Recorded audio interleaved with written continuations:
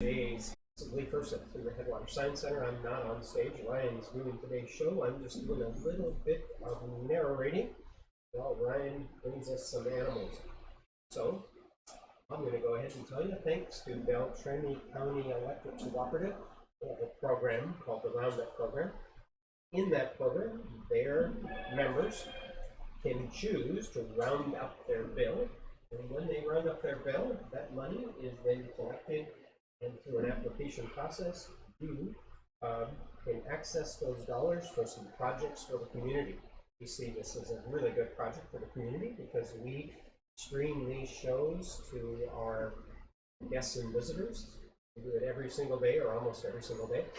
And our guests and visitors get the pleasure of listening to some of our different topics. Today's, again, is going to be animals. What about keeping animals at the Headwaters Science Center or at zoos? Is that an ethical thing to do? Question that Ryan's going to confront that question today, and he's going to use some of our own animals and tell you some of their stories. But hang on for just a little bit.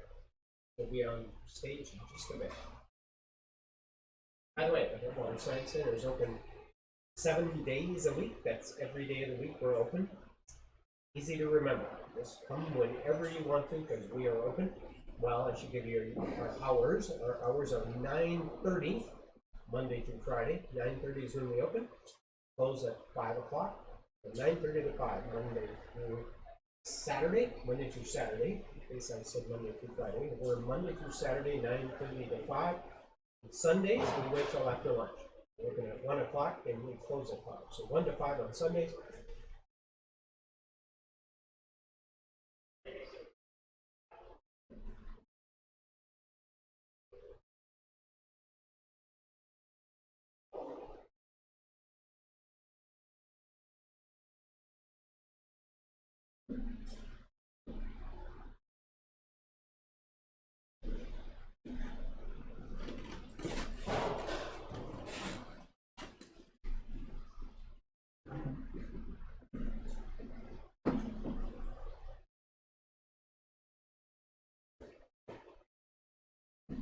Right, you maybe can hear Ryan's footsteps. Ryan actually started the show already, and I've done a number of things I've already explained. So while you're setting up, we got camera, we got audio, everything's working? Everything's working absolutely fine. I've already told them the name of the show. I've already thanked Wellington County Electric, and I've already told them what our hours are. Right. So I got one more friend to grab. All right, I'm just going to go get one more friend. And I told you that Ryan was bringing on actual animals as he's going to talk about whether or not keeping animals at the Headwaters Science Center or at a zoo. Is that an ethical thing to do? Is it good for the animals? And that's what our show is about today. So I'm going to step in front of the camera. Actually, I'm just going to put the book in the front of the camera so you can see what the book was that we were using as kind of our basis for the show. So there's the book I'm talking about. If you want to go see yesterday's show at 3:30, this is the book that was read to our guests and visitors. And I'll just set it right there on the table. All right. So thank you all for waiting. We had some technical difficulties at the start here that delayed our start a little bit. But yeah, as I missed the show yesterday. I couldn't be here for it. I was in a meeting. But as I understand it, we were talking a little bit about kind of the history of animal rights and particularly how animals end up in places like museums and zoos and aquariums and things like that. And then kind of the ethics behind whether or not it's okay to keep animals in places like this. I'm going to take my mask off. I am vaccinated and pretty isolated up here right now, so I feel pretty comfortable with that. And so what I brought with me is I got a chance to page through this a little bit, and what I actually brought with me are a handful of animals that we have that live here at the Science Center right now that kind of have some interesting backstories as to how they ended up with us, give a little insight into how we end up with the animals that we have here at the Science Center, and what goes into our decision-making process when it comes to deciding whether we should take an animal, whether it's okay for us to have an animal, kind of ethically on our end. And so I think maybe it would make some sense to kind of parse through this book quickly, and I'm not going to go through and read the whole thing, but it's a pretty short little, what is it, like maybe 20-page book with pretty big print on it that covers a little bit bigger topics. And so I think maybe it'll be appropriate to go through, kind of address what each of the pages is about and talk about how it applies specifically here at the Headwaters Science Center and maybe even in other areas where I've worked in the past. And so the first one here is kind of an interesting one, just kind of talks about the beginning of animal rights activism and particularly where zoos started. Zoo, a lot of people maybe know this, maybe don't, but is short for zoological garden. So zoological means having to do with animals, basically. So like if you are a zoologist, you are somebody who studies animals. And going back into, this type of time period where it's talking about like the early 1800s, zoos looked a lot different than they do now.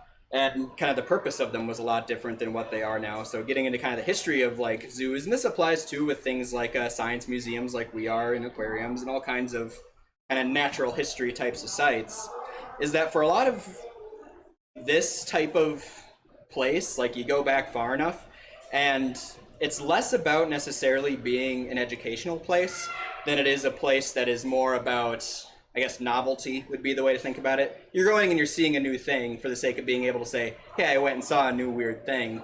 But there's not the same focus that we tend to have now on, hey, we are here for a very specific purpose where we want the general public to be better educated about the topics that we're talking about. And as part of that, if you really want to get into history, there's a whole history of colonialism associated with it that is probably a little deeper, maybe a little more controversial than what we necessarily want to talk about right here. But a byproduct of that, of not being necessarily about, we're trying to educate you about these animals, we're trying to instill some sort of greater appreciation for these animals, is a lot of times you go back in history and the conditions that the animals are living in are not nearly as good as they are now. And a lot of the bad reputations that a lot of zoos have now is a legacy of how they used to be. And like I said, that's fair. Like, that is absolutely something that whenever you are somebody who is, representing one of these types of institutions, like, it's very important to be aware of like what that history is, because, we're talking about it in the context of animals, but you can think of even, in human history that, museums, zoos and things like that haven't always treated certain groups of people all that great either. And that's an important thing to grapple with, especially if you're somebody who is, like I said, representing a science center, a zoo, whatever, and you're trying to do things like community outreach. It's important to understand kind of what the legacy of your institution and institutions like that in general are to the broader population. And, I like to, maybe arguably dismissively put some of the poor kind of 1800s caliber care practices way in the past. But the truth is that's not necessarily true everywhere.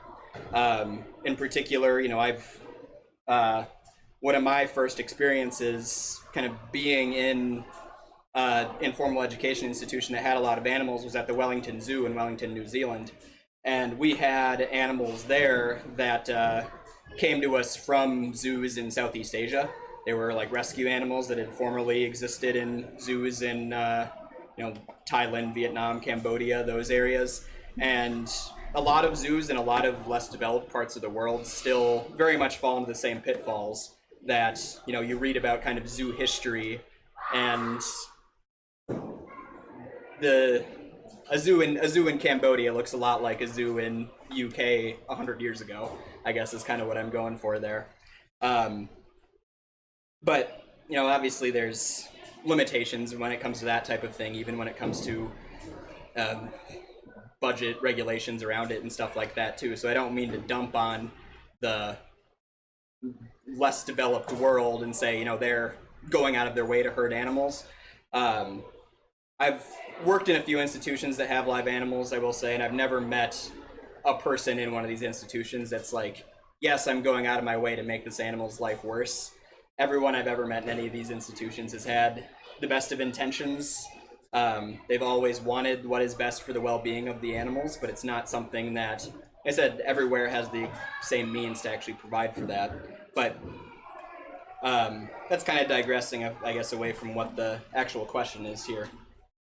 And so next page it goes for is in caring for animals. And this is kind of, I guess, the topic I was leading into there is like zoos, aquariums. I said everywhere I've ever worked, doing their best to accommodate the animals has always been something that has been very important to, like I said, every staff person I've ever talked to at every one of these places, including here. And I mean, we have our limitations here as far as what we can provide our animals that maybe a bigger, higher budget institution can provide.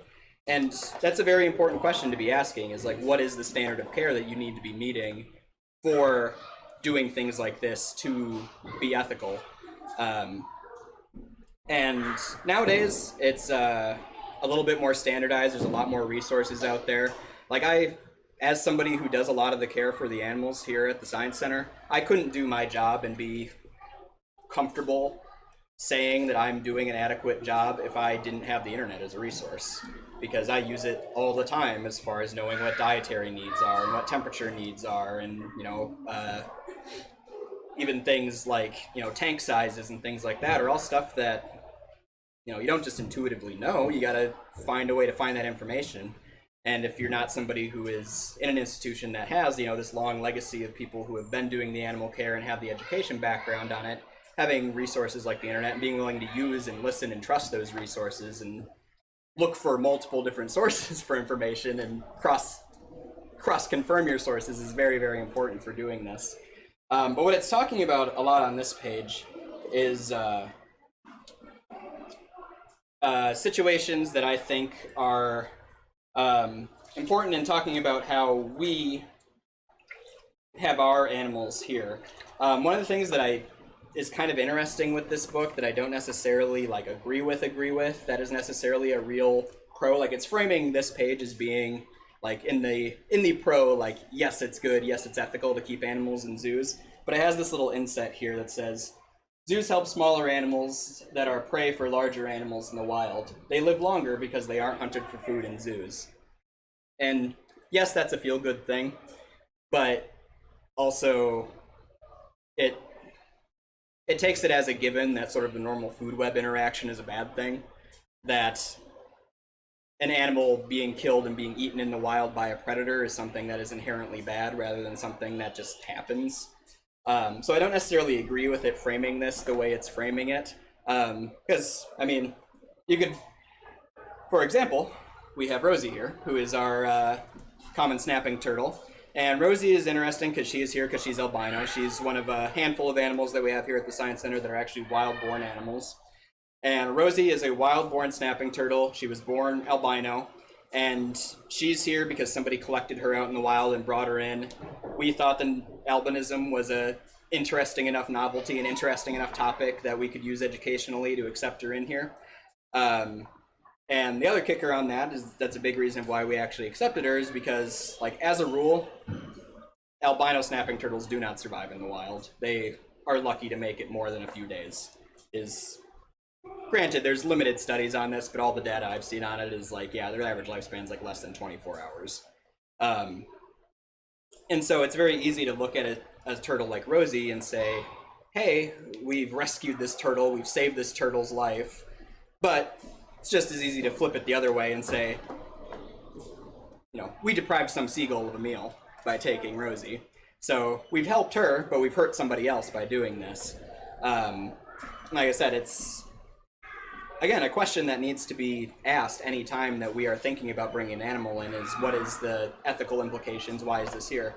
Like I said, we decided with her that, the fact that she's albino, the fact that albinism is a topic that we can talk about beyond just talking about a baby snapping turtle was enough to warrant changing that equation enough for us to say, yeah, we want this turtle, we want to be able to talk about it. But generally speaking, we try not to just scoop animals out of the wild and bring them in here. Like, it's very, very rare for us to do that, and it's got to be usually some pretty goofy circumstances that make us do that. And so Rosie is an example of that, just because it's kind of a very rare condition to encounter in snapping turtles, so that albinism, kind of put her over the edge. If someone had walked in with a normal colored snapping turtle on the same day at the same time, very possible, very likely, we would have said, no, put it back out in the lake. Don't just scoop up an animal and bring it in here to us. The other situation that We will, on occasion, take animals in from the wild. Our animals that do sustain some sort of injury, generally ones that, more often than not, sustain some sort of human-induced injury. So this is the case, for example, if you come and visit the Science Center, if you visit any of our raptors that we have upstairs. We have an owl that lives here, we have a hawk that lives here, and we have a falcon that lives here. And those are all animals that have been deemed non-releasable because they sustained injuries out in the wild, and in every one of their cases, it was a human-induced injury. It wasn't something natural that happened to them, it was some encounter with humans that made them no longer suitable to be living out in the wild. And so, in those situations, those animals were brought in to a rehabilitator with the intention of re-releasing them back out in the wild, but for whatever reason they all kind of failed their rehab, and so now they're all lifers in a place like this because they can't go back out into the wild. So the falcon has a broken shoulder, it can't fly at all. The hawk has a part of his wing is amputated, so he can kind of flutter around, but he can't really fly. The owl's a little different. He physically is a completely healthy bird, but he had what happened. What happened to him is called imprinting, where basically he fell out of the nest when he was very young. Somebody collected him and tried to bring him in and raise him as a pet. And so he basically never learned how to be an owl. He doesn't know what he's doing as far as catching food, staking the territory, all that. Which is something else that gets mentioned in this book is as a negative of having animals in zoos is there's a page dedicated not being able to go back. And this is very true. Generally, if you take an animal, you put it in human care for any amount of time, it's going to really struggle to go back into the wild. More often than not, it just can't. One of the things that is, again, I don't love about the way that it frames this, though, is that it frames it in such a way that it presumes that the animals are starting out in the wild to begin with. Truth is, like I said, again, in kind of the developed world, it's very, very rare for zoos and aquariums to just go and gather an animal out in the wild and stuff it in a zoo. It very, very rarely happens, and especially with kind of more complex animals, you know, you might see fish and frogs and things like that where it ends up happening with. But something like an owl, like, no one's going out there and just collecting a perfectly healthy adult great horned owl, tossing it in a net and throwing it in a zoo in North America. Like, that's not legal.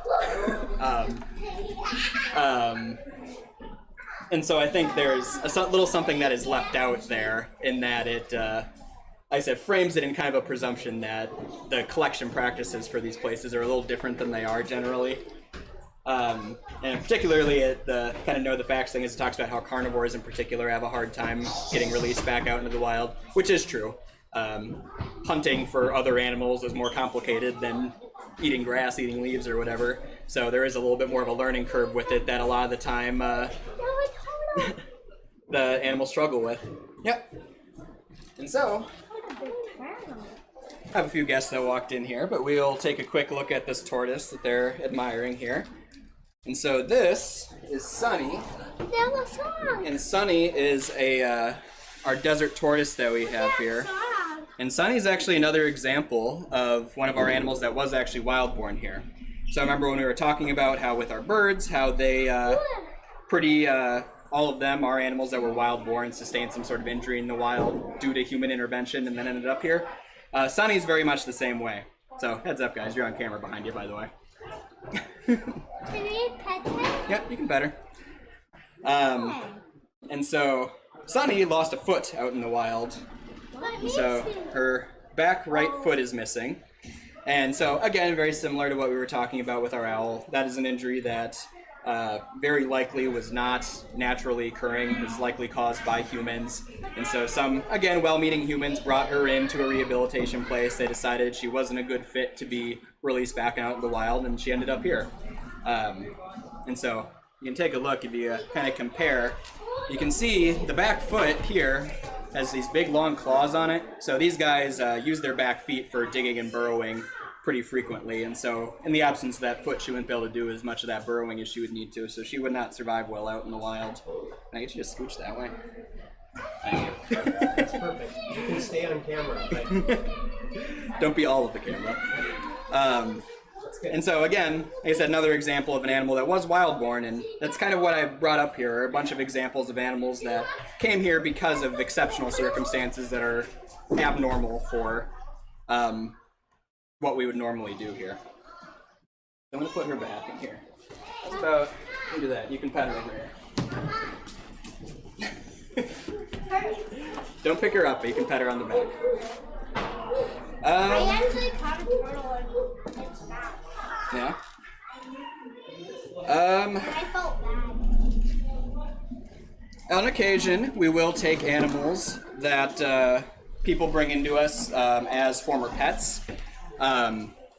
We try not to do that very often. We really don't want to be like a dumping ground for unwanted pets. We don't want to be that place.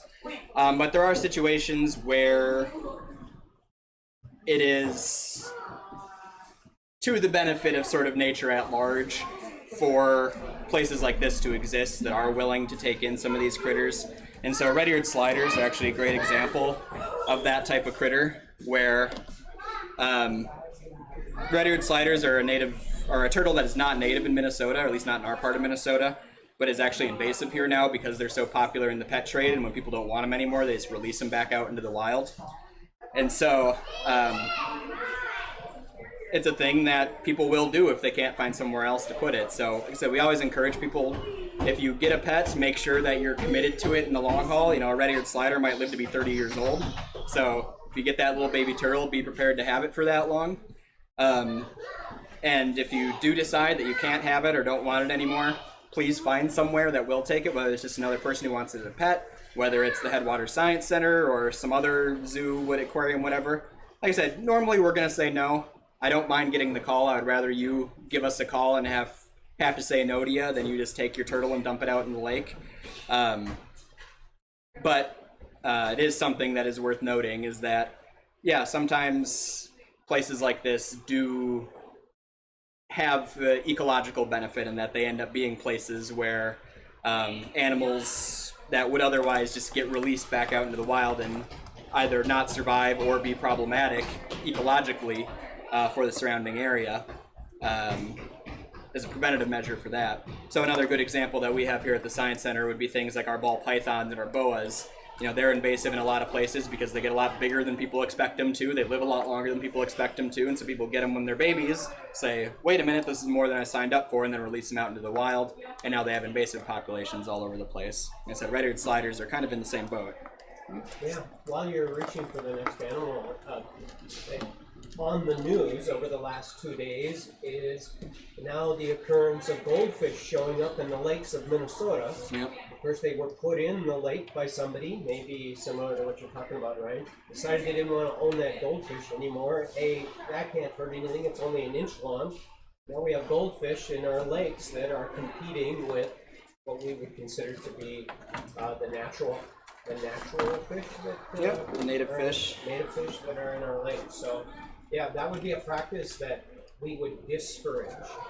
Yep. I guess just continuing to move through the book here.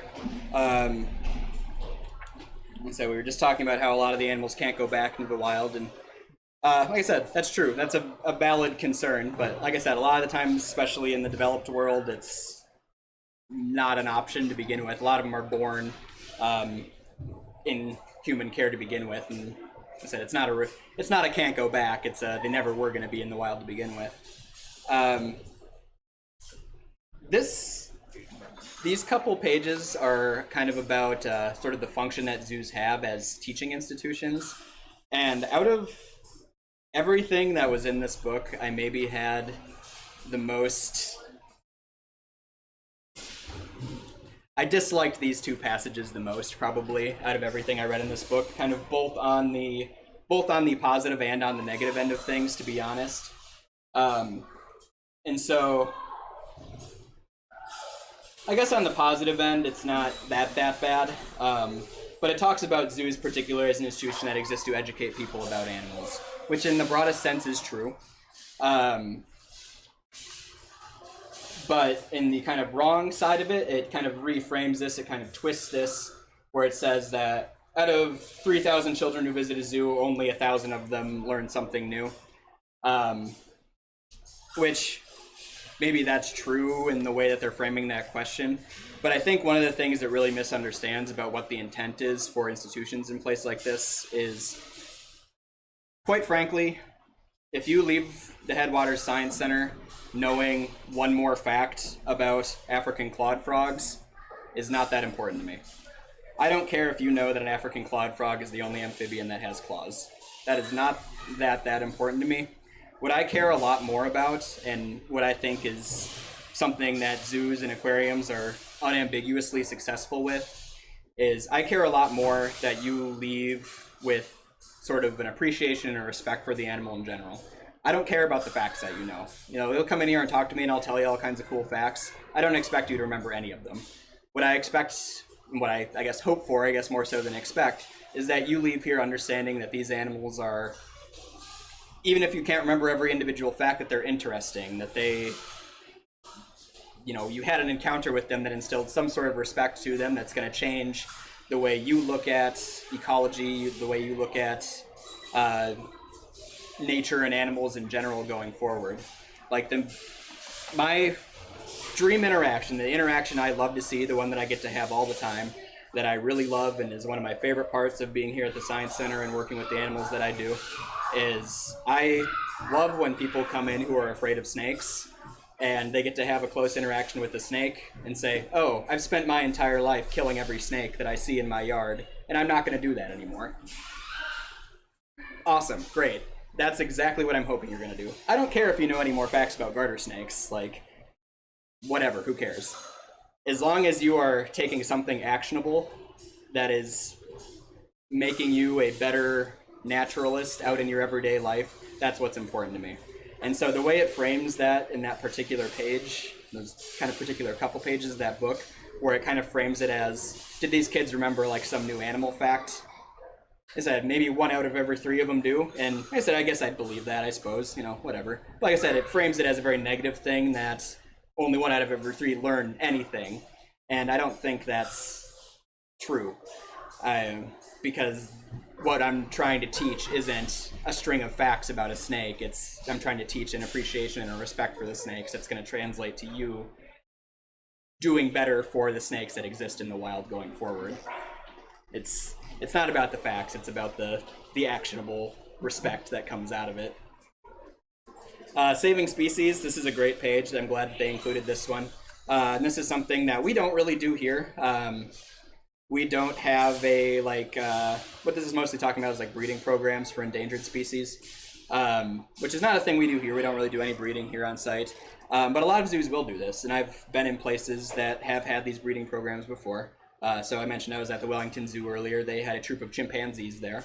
And so they had a specific breeding program for their chimpanzees, and they were interacting with other zoos all over the world that were similarly had breeding programs for their chimpanzees. So they were, you know, trading chimpanzees around with each other to have them be bred in captivity and have a larger degree of genetic diversity, you know, as much of a degree of genetic diversity as they could manage in captivity. And for animals that are really, really in danger of going extinct, these types of programs are really, really important because it's like the only shot they really have of ever coming back in any meaningful way. And I think this is one of the things where, you know, even as somebody who maybe doesn't think that zoos are particularly ethical from a, like, thinking of it as kind of an animal jail type of thing, I don't really see an argument for not having this type of program exist. Because basically every species that's at risk of extinction right now is at risk of extinction because of things that humans are doing. And so this is a measure that humans are taking in opposition to something else that humans are doing. And so without programs like this, there would be, I mean, there's already species that are, the phrase you'll hear is extinct in the wild, EIWs, where they only exist in zoos at this point because humans have destroyed all their territory or hunted them to extinction in the wild or poached, whatever.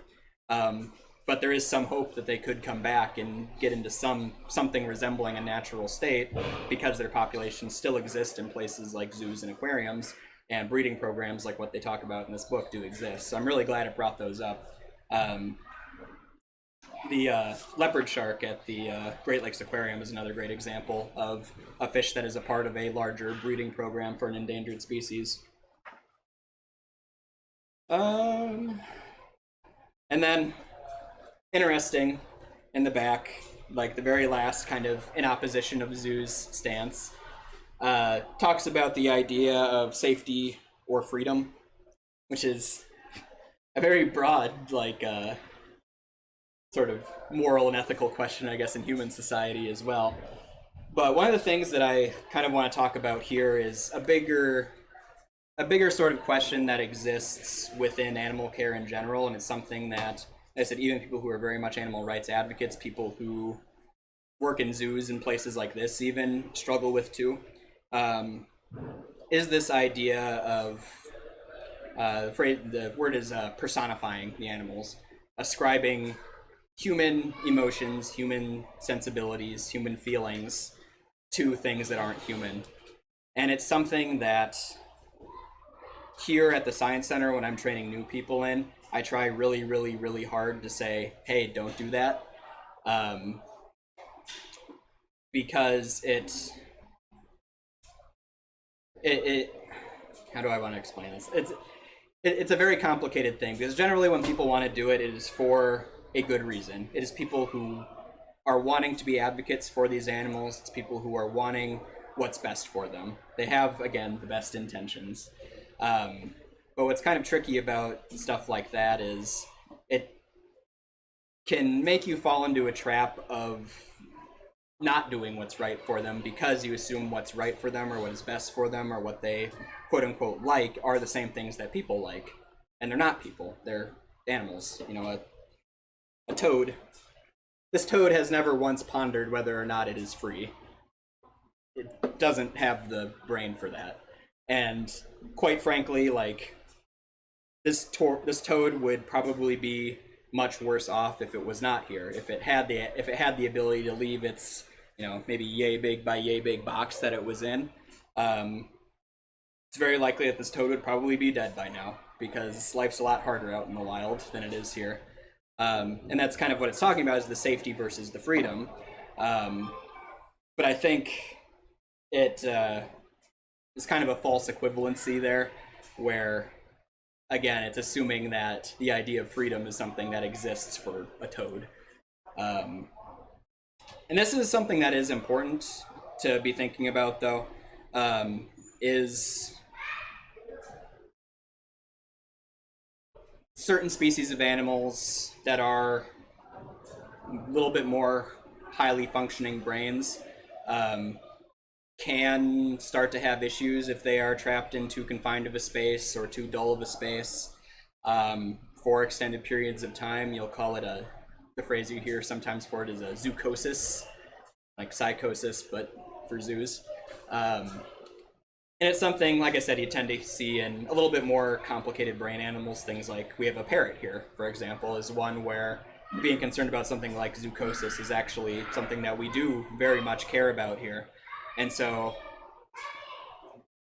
we have to do things for her, like we have to socialize with her, we have to bring her out, we have to include toys, we have to diversify what kind of food she's getting and what types of experiences she's getting from day to day. Because parrots are really smart, they're really social, and she doesn't get all those experiences that she would in the wild. So I said it's something that is kind of restricted to animals that are quite smart, basically. Animals that have a developed enough brain to get bored, basically, is kind of the way it shakes out.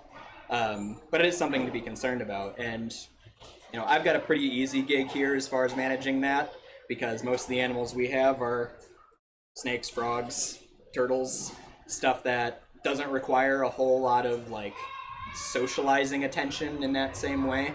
But animals like Angel, animals like Popey the cockatiel, or even the birds upstairs are all ones that, you know, need some sort of socializing, need special attention to be given to them to accommodate that need that they have. And those tend to be the animals that do the worst in zoos.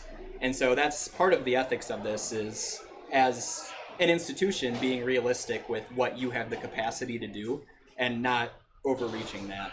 You know, if somebody came and offered us a chimpanzee here, I would be very tempted to say yeah, because that would be really cool to have a chimpanzee here at the Headwaters Science Center.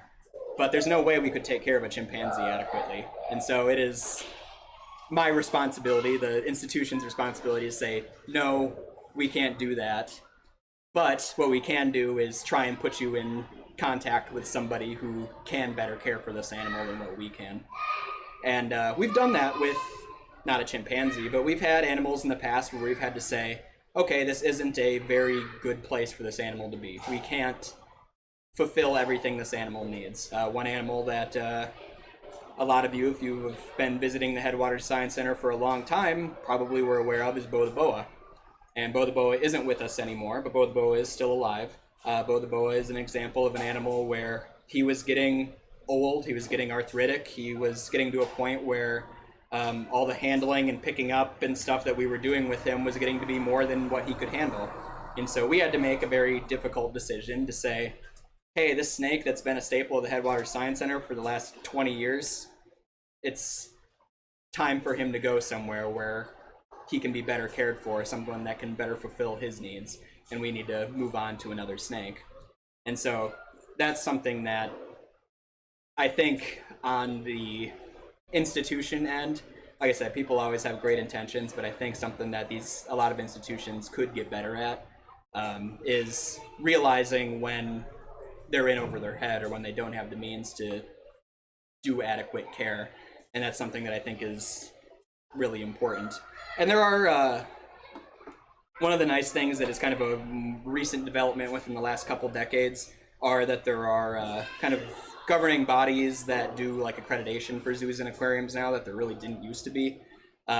So like, for example, in the US, there's the AZA, the Association of Zoos and Aquariums, that does accrediting. And so in order to get accredited, you have to meet some level of care standard. You have to meet some level of doing like naturalist outreaches into the world. You have to be contributing to a larger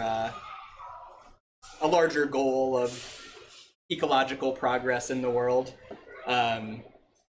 And so we're not a member of AZA because we aren't operating on a big enough scale for it, really, is kind of the long and short of it. Wouldn't make much sense for us to be applying for it. But most of the bigger zoos that you would see in the US and Canada would be a member of an institution like that.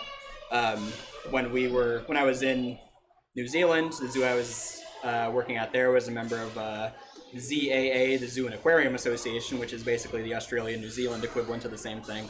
So they had like accreditors that were coming through and making sure that, like, yep, you guys are meeting best care practices for all of your animals. You guys are doing all your stuff that you got to do here. So there is governing bodies, there is oversight that exists here. But one of the shortcomings of that is that you got to opt into that. Like, getting accredited by the ZAA is, we don't have that. There's nobody above us that is saying, no, you're not doing a good enough job if we're not doing a good enough job. And so, again, that's where it falls on me and the rest of the staff here to say, okay, we're in over our heads as far as what we can provide for this animal. We need to take the initiative and do something to better accommodate it, take it somewhere else that can do a better job than we can with it. That was kind of rambly. That was a long, extended monologue for me. Hopefully some of that was interesting for you. I guess I didn't introduce these last two critters here. But we'll talk, I guess, very briefly about these guys. The cloud frog is one that is another one who is here, was a pet, very similar type of situation to the red-eared slider, where this is an animal that was a pet before it was here. It was actually a classroom pet. It was like a science teacher that had this in his classroom. And cloud frogs are just another example of an animal that's invasive in a lot of places because people tend to let them go when they don't want them. And so we don't have them up here. They probably wouldn't survive up here. Probably couldn't survive the winter. But it's another example of an animal that does exist in a lot of places where it didn't used to because of, I said, people releasing animals back into the wild where they don't belong. And then our toad here, I briefly mentioned that generally we don't take animals in from the wild. Like, we don't just go and scoop an animal up from the wild, except in kind of rare circumstances. And when we do it, it tends to be animals that don't necessarily need a ton of, like, we're not going to take a parrot out of the wild. We're not going to take a chimp out of the wild. Something like a frog or a toad or a turtle or a fish, we're a little more apt to do things like that. And so this toad is an example of one that, again, is a wild-born toad, came to us as an adult toad. And the story with him is he was basically living in somebody's garage in the winter. And so rather than going into hibernation like he was supposed to be going into in the winter, he was living in a heated garage. So wasn't getting, somebody collected him and brought him in because it was the middle of winter and they didn't want him in his garage anymore, and they didn't want to just toss him out in the snow and have him freeze to death. So that's how he ended up here, and he's been here for about 2 years now. But again, a situation where something unnatural had happened to this frog, something that was human-induced, made this toad be in a situation where it wouldn't normally have been in. And so in that situation, like I said, we're a little more apt to say, yeah, okay, this is because of humans, something has gone wrong here, and so because of humans, we need to fix this. Another, I guess, we want to keep going with this for a little while. One other set of animals, actually a couple different sets of animals that you might encounter, might see around in the Science Center, and I particularly have been getting quite a few questions about recently, because we've recently sort of just like adjusted how we sort of have these animals here, are animals that are here as food items. And so, for example, our frog